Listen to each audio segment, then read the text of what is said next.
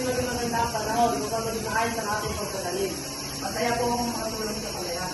Gusto ko rin po makatulong magsama. Tama yan, mahalaga ang namin po namin mga tao sa mga mundo.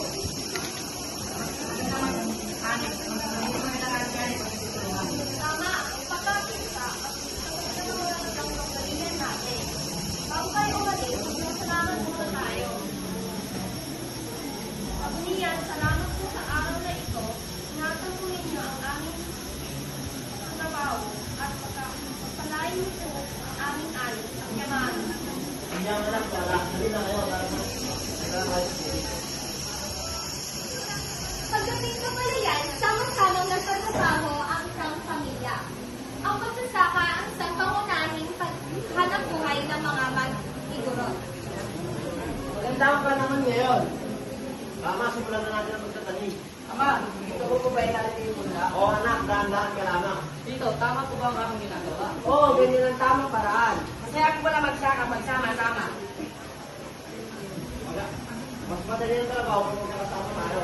Tama, kaya mahalaga ang pagkakaisa. At mas marami po tayong natatapos.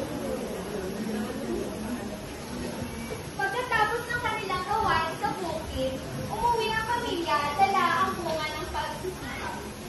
Nakauwi na kayo. Kumusta ang inyong araw? Maganda ang naging trabaho namin ngayon, nanay. At marami po kami naani.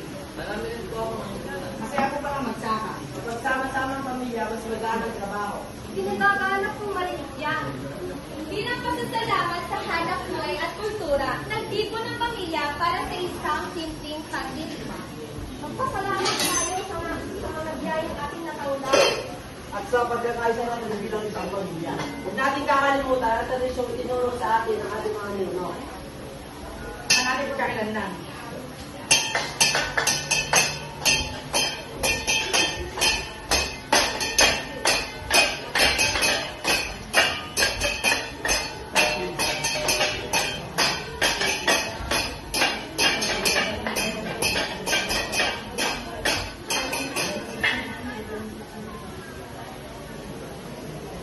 Ang mga ikurot ay kilala bilang sasipat, pagkakaisa at sinapahalagaan ng kultura at tradisyon. Patuloy natin pahalagaan ang ating kultura. At ang ating wika.